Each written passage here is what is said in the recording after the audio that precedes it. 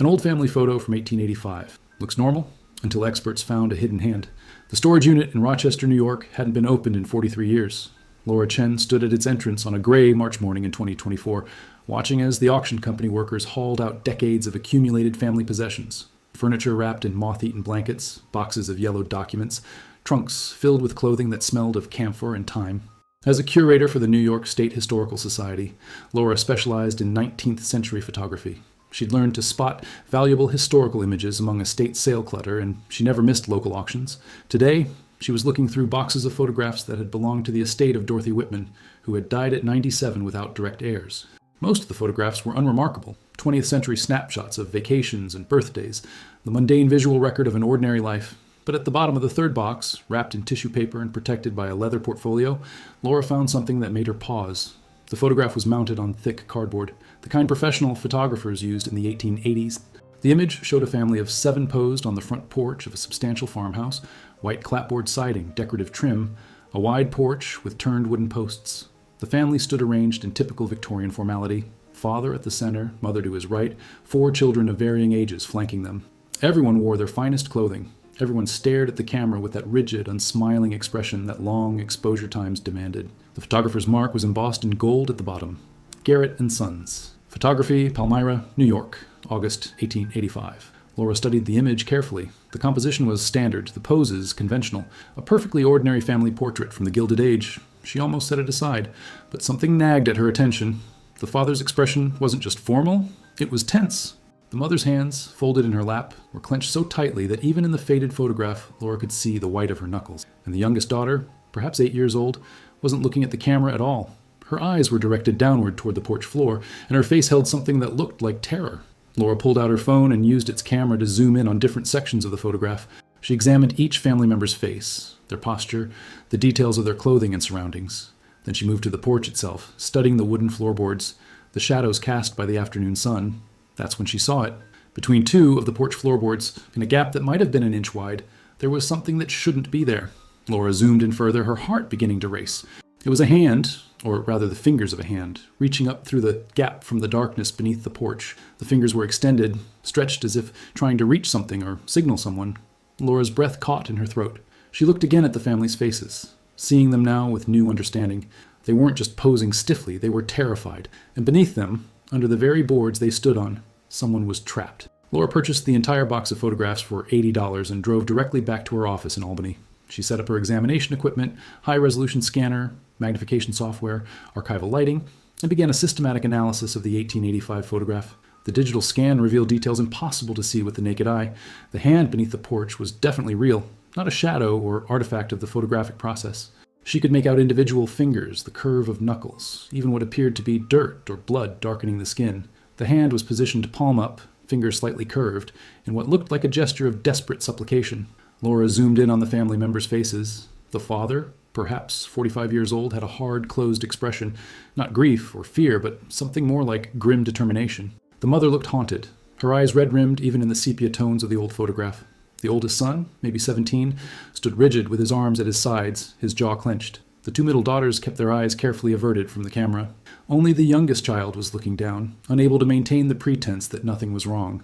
Laura began her research with the photographer's mark. Garrett and Sons had been a successful photography studio operating in Palmyra, New York from 1878 to 1903. She found advertisements in the local newspaper, the Palmyra Courier, offering family portraits taken at your residence and likenesses guaranteed to satisfy. The studio had served the rural communities surrounding Palmyra, traveling to farmhouses to photograph families who couldn't easily come to town. Next, she needed to identify the family in the photograph. The farmhouse was distinctive. The decorative gingerbread trim and the specific arrangement of windows might help locate it if the building still stood. Laura posted the image on a historical preservation forum, asking if anyone recognized the architecture or location.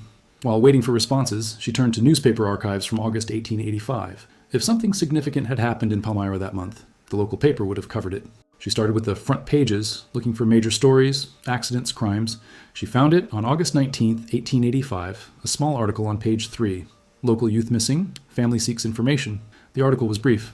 Michael Garrett, age 16, son of prominent farmer Joseph Garrett, has not been seen since the evening of August 15th. The young man left the family's farm on Canandaigua Road, stating he was going to town but never arrived. Anyone with information regarding his whereabouts should contact the Wayne County Sheriff's Office. Laura's hands were shaking. The photograph was dated August 1885. A 16-year-old boy from the Garrett family had disappeared on August 15th. How soon after that had the family photograph been taken?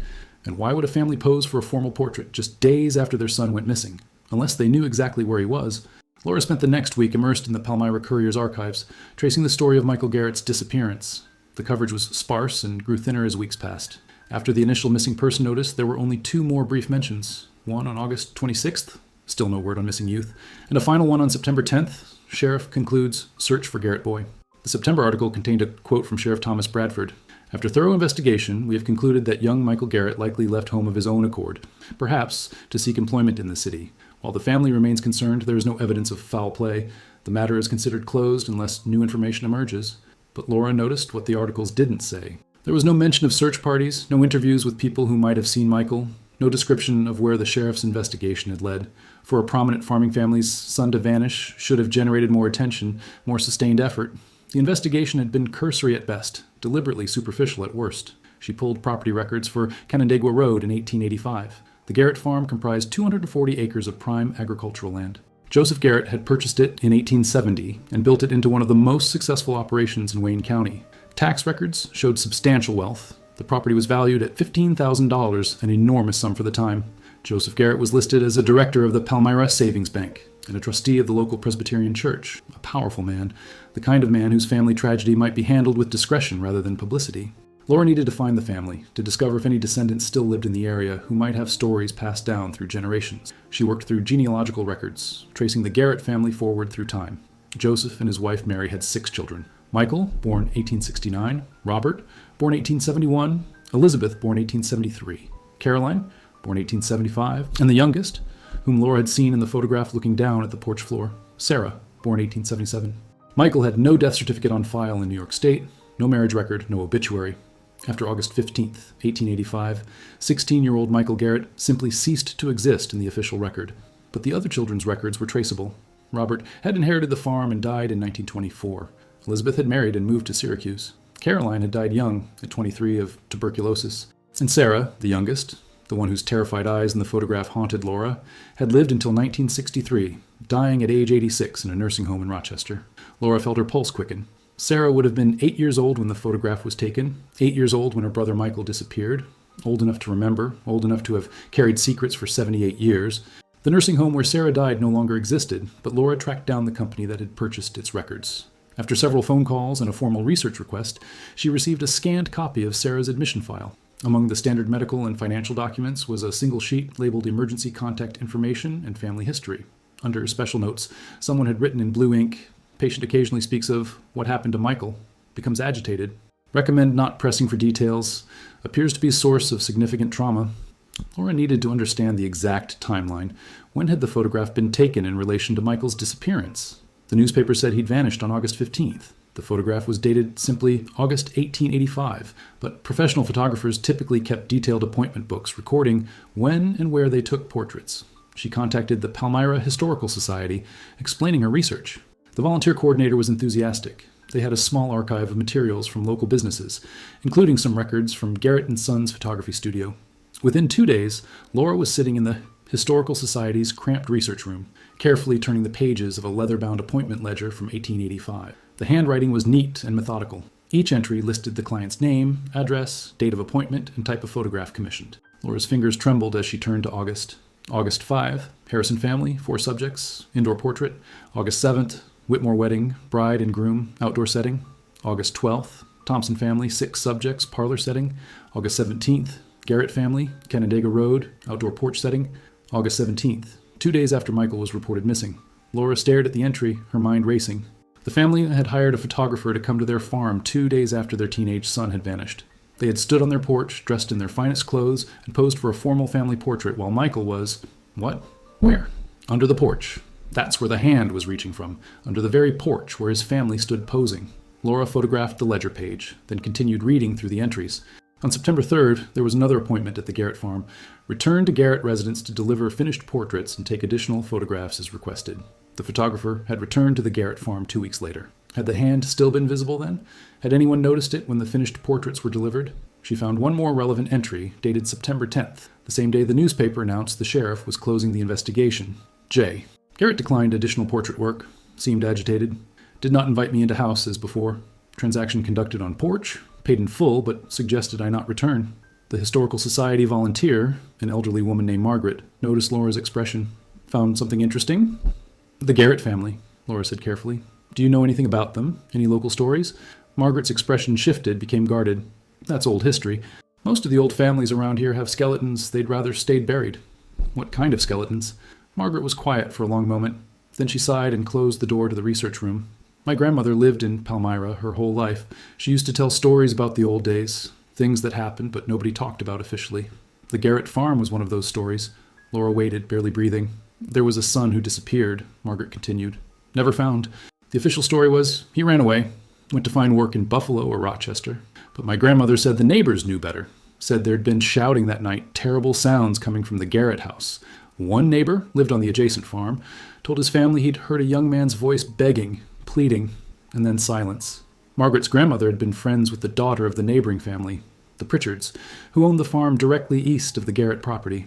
Laura dove back into records, tracing the Pritchard family history. Samuel Pritchard had owned 180 acres adjacent to Joseph Garrett's land. The families would have known each other well, shared equipment and labor during harvest, attended the same church. In the Palmyra Historical Society's vertical files, those manila folders of miscellaneous documents organized by family name, Laura found a treasure. Someone in the 1970s had conducted oral history interviews with elderly residents, recording their memories of 19th century Palmyra.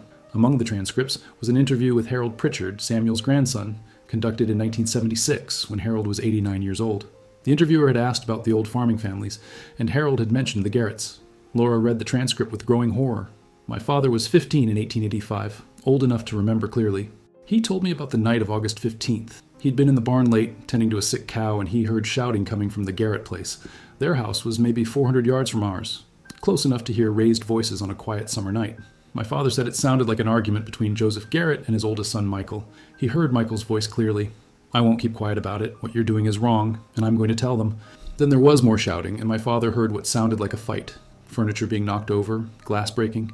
He thought about going to investigate, but was afraid. Joseph Garrett was a hard man, not someone you crossed lightly. After a while, everything went quiet. My father went back to the house and told his own father what he'd heard. The next day, word spread that Michael Garrett had disappeared. When the sheriff came asking questions, my grandfather told him what my father had heard. But Sheriff Bradford said it was just a family dispute, nothing unusual, and boys Michael's age often ran away after arguments with their fathers. The investigation went nowhere. But here's what always stuck with my father. 3 days after Michael disappeared, the Garretts had a photographer come out to take a family picture. My father saw the photographer's wagon go past our farm. He thought it was the strangest thing. Your son disappears and you hire a photographer? It didn't sit right with him. He said the whole family seemed to change after that summer. They kept to themselves more, didn't socialize like before, and none of them ever spoke Michael's name again, as if he'd never existed. Laura set down the transcript, her hands shaking. The pieces were forming a picture she could barely stand to contemplate. Michael had discovered something his father was doing, something wrong enough that he'd threatened to expose it. They'd fought, and then Michael had disappeared. But what had Joseph Garrett been doing that was worth killing his own son to hide? She returned to the financial records, examining Joseph Garrett's business dealings more carefully. As a director of Palmyra Savings Bank, he would have had access to depositors' funds, knowledge of who had money and who was desperate. Laura searched for any irregularities, any scandals involving the bank in the mid-1880s. She found the answer in a Syracuse newspaper from November 1885, 3 months after Michael's disappearance. Palmyra bank director accused of embezzlement scheme. The Syracuse Herald's article from November 12, 1885, was detailed and damning. Joseph Garrett, respected farmer and bank director, had been systematically embezzling funds from the Palmyra Savings Bank for at least 2 years. The scheme was sophisticated. Garrett had created false accounts using the names of deceased depositors, then gradually transferred money into these phantom accounts before withdrawing it for his own use. The fraud had totaled nearly $23,000, a staggering sum in 1885, equivalent to roughly $700,000 today. The article detailed how the scheme was discovered. A new bank examiner from Albany, conducting a routine audit, had noticed discrepancies in the account records. When he investigated further, the false accounts became apparent. But the most chilling part of the article was buried in the third paragraph. Sources close to the investigation report that Mr. Garrett's eldest son, Michael, had worked as a clerk at the bank during the summer of 1884 and may have discovered irregularities in his father's management of accounts. The young man disappeared in August of this year under mysterious circumstances. Sheriff Bradford stated at the time that the disappearance was unrelated to any criminal activity, but questions now arise as to whether young Michael Garrett's knowledge of his father's crimes may have contributed to his fate. Laura read the article 3 times, her horror growing with each pass. Michael had worked at the bank. He'd discovered his father's embezzlement. He'd confronted Joseph, threatened to expose him. And 3 days later, the family posed for a photograph with Michael's hand visible beneath the porch where they stood. She found the follow-up articles documenting Joseph Garrett's trial in December 1885. He was convicted on multiple counts of embezzlement and fraud and sentenced to 10 years in the state prison at Auburn. His property was seized to repay some of the stolen funds. His wife Mary and the 4 surviving children were left destitute, their social standing destroyed along with their fortune. But nowhere in any of the trial coverage was Michael's disappearance mentioned as anything more than a footnote. A son who had run away before his father's crimes came to light. The prosecutor never suggested that Joseph might have killed Michael to prevent exposure. The defense never had to explain why the boy had vanished just days before threatening to reveal his father's fraud. Laura found Joseph Garrett's death certificate. He died in Auburn prison in 1889, 4 years into his sentence. Cause of death? Pneumonia. He was 53 years old. He had taken whatever he knew about Michael's fate to his grave, but the photograph remained. That impossible, terrible photograph showing a family posing while beneath them, hidden in the crawl space under the porch, someone was still alive. Someone whose hand reached desperately through the gap between floorboards, whose presence the family acknowledged through the rigid terror in their faces, even as they maintained the fiction that everything was normal. Laura needed to know, had Michael been alive when that photograph was taken? Had he been trapped under that porch, injured, unable to escape, while his family stood above him pretending he didn't exist? Or was the hand reaching from a corpse, hidden in the darkness where his father had left it? The only way to know for certain was to find the farmhouse, if it still stood, and search beneath that porch. Laura drove to Palmyra on a cold morning in early April, the photograph printed in high resolution on the passenger seat beside her. The Wayne County Historical Preservation Office had helped her identify the exact location of the Garrett farm using property maps from 1885, cross-referenced with modern GPS coordinates. The farmhouse still stood. It was abandoned now, had been empty for years according to the property records. The current owner, a development company based in Rochester, had purchased the land with plans to build a subdivision that had never materialized. The house sat alone on 5 acres. The rest of the original 240-acre farm long since sold off and converted to other uses. Laura parked at the end of the overgrown driveway and approached on foot. The house looked much as it had in 1885. White clapboard siding, though now peeling and weathered.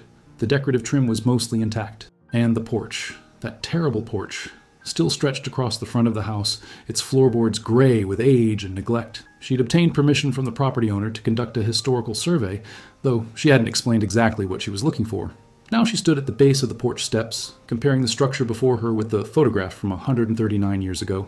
The posts were the same, the railing matched. This was definitely the place. Laura had brought equipment, a powerful LED flashlight, a pry bar, work gloves, and her camera. She also had her phone ready to call the police, though she wasn't sure what she expected to find after nearly a century and a half.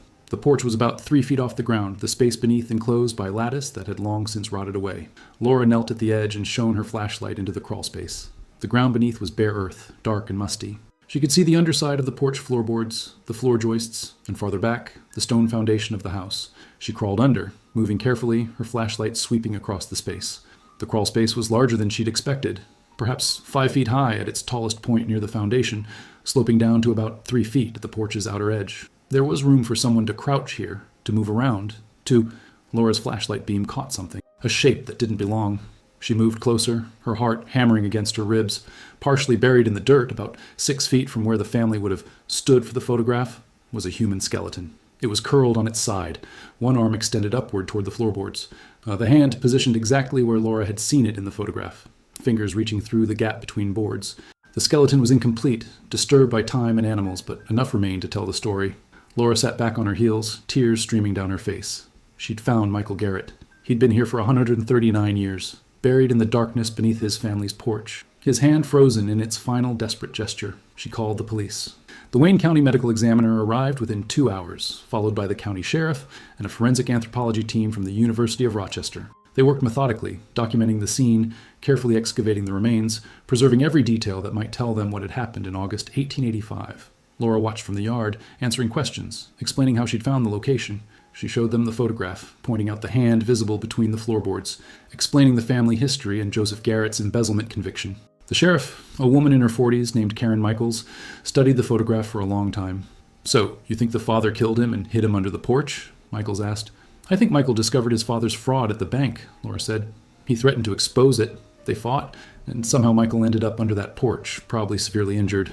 The photograph was taken 2 days later. That hand, her voice broke. That hand was reaching up while his family stood above him. Whether he was still alive at that moment or whether his father had already killed him, I don't know. But they knew he was there. You can see it in their faces. The forensic anthropologist, Dr. James Chen, completed his preliminary examination that evening. He was a thin man in his 60s, with careful, gentle hands and a voice that matched. He called Laura and Sheriff Michaels over to where he'd laid out the skeleton on a tarp. Male, approximately 16 to 18 years old, consistent with Michael Garrett's age, Dr. Chen began. I can tell you several things with reasonable certainty. First, cause of death, severe trauma. To the skull, you can see the fracture here. He pointed to a crack running across the back of the skull, consistent with being struck with a heavy object, probably something like a hammer or iron bar. The blow would have been fatal, though not necessarily immediately. Laura felt sick. How long would he have survived? That's impossible to say precisely, but the positioning of the remains tells us something significant. His arm is extended upward, hand reaching toward the floorboards. This isn't how you'd position someone if they were already dead. A corpse doesn't reach. This suggests he was alive when he was put under the porch, possibly conscious, trying to signal for help. Sheriff Michaels was writing in her notebook. So the father could have struck him during the fight the neighbor overheard, then hidden him under the porch while he was still alive but dying? That's consistent with the evidence, Dr. Chen confirmed. There's more. Look at the fingers of the extended hand. You can see scratches on the bones, marks where he scraped against the wood repeatedly. He was trying to push through that gap, trying to make noise, trying to be seen or heard. The photograph captured one of those moments. Laura looked at the 1885 photograph again, seeing it with new horror. The family standing rigid above, maintaining the fiction of normalcy for the camera. And below them, Michael dying slowly in the darkness, his hand pushing desperately through the only gap he could reach, hoping someone would see, would help, would save him. How long would he have survived under there? Laura asked quietly. Dr. Chen's expression was pained. With a skull fracture of this severity, hours at most, possibly a day or two, he would have been in and out of consciousness in tremendous pain and completely unable to escape. The crawl space was too confined, and with his injury, he wouldn't have had the strength to break through the floorboards. The discovery made national news.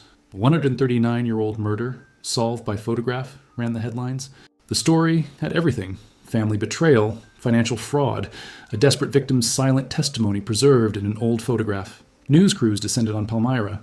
Historians and true crime enthusiasts flooded Laura's email with questions and theories. But Laura was focused on one thing, finding out what the family had known. Michael's siblings, Robert, Elizabeth, Caroline, and Sarah, had all been present when that photograph was taken. They'd stood on that porch knowing their brother was beneath them. What had they been told? What had they understood? And had any of them ever tried to tell the truth? The answer came from an unexpected source. A woman named Jennifer Martinez contacted Laura through the Historical Society. Jennifer was Sarah Garrett's great-granddaughter, and she had something Laura needed to see. They met at a coffee shop in Rochester. Jennifer was in her early 40s, a high school teacher with kind eyes and nervous hands. She set a small wooden box on the table between them. "My grandmother gave this to me before she died," Jennifer explained. She was Sarah's granddaughter. Sarah died when my grandmother was 30 years old in 1963. My grandmother said that just before Sarah died, she asked to speak with her alone. She was in and out of lucidity at that point, very frail. But she told my grandmother there was something she needed to pass on, something the family had hidden for almost 80 years. Jennifer opened the box. Inside was a bundle of papers, yellowed and fragile, tied with a faded ribbon.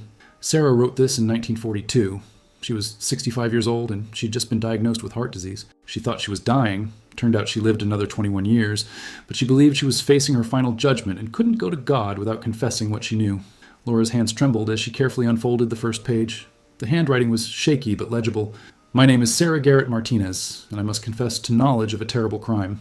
In August of 1885, when I was 8 years old, my father murdered my brother Michael and forced our family to help conceal his crime.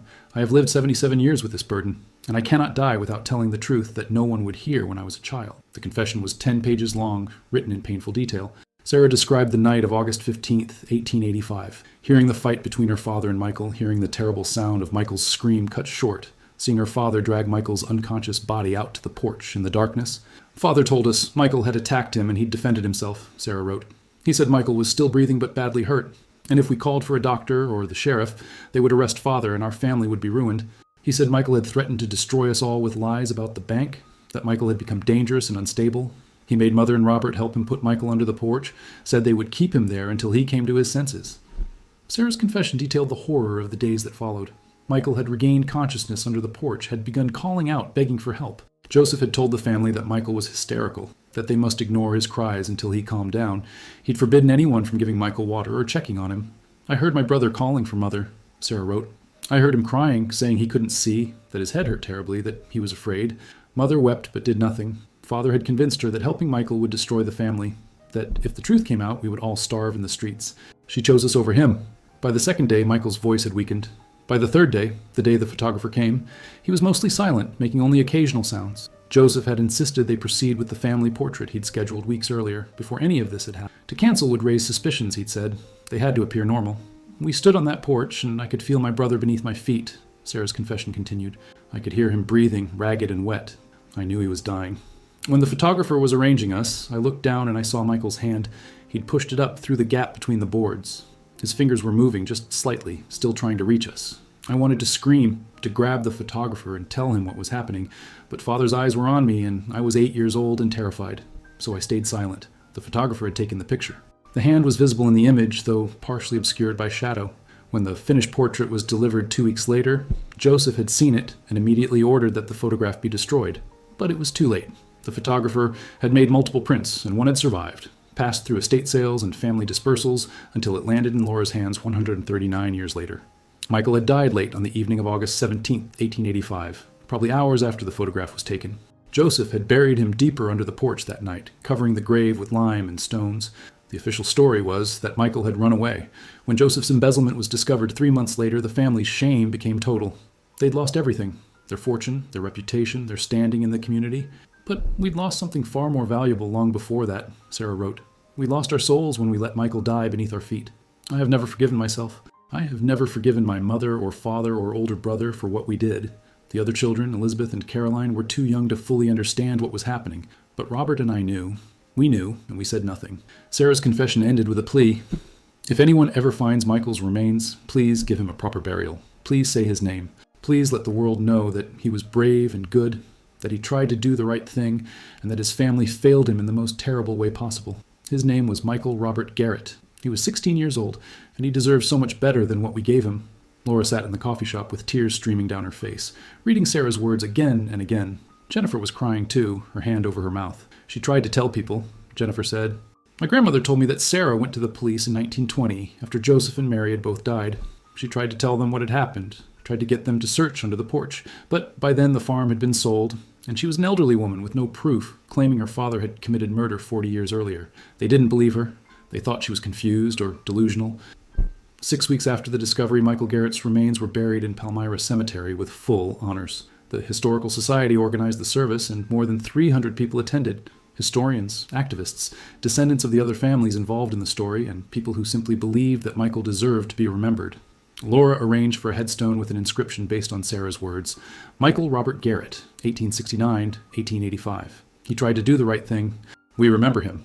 The 1885 photograph was donated to the National Museum of American History, where it became part of an exhibition on hidden histories and the ways photographs can preserve truths their subjects tried to hide. The museum's display included the full story: the embezzlement, the murder, Sarah's confession, and the forensic evidence that confirmed how Michael had died. Standing at the exhibition's opening, Laura looked at the photograph one last time. That hand reaching up from the darkness was no longer just a disturbing detail in an old picture. It was Michael's testimony, his refusal to disappear, his silent witness that had finally, after 139 years, been heard. The family had tried to erase him. Joseph Garrett had buried him in darkness. Mary and Robert had allowed it to happen, and for decades the truth had remained hidden beneath silence and shame. But Michael's hand, frozen in that desperate reach toward light and life, had preserved the evidence that would eventually reveal everything. "You were seen," Laura whispered to the photograph. "Your family tried to make you disappear, but you were seen, and now everyone knows your name." The hand in the photograph seemed almost to be reaching toward her across the centuries, not in desperation anymore, but in gratitude that someone had finally understood its message and brought the truth into the light where it belonged.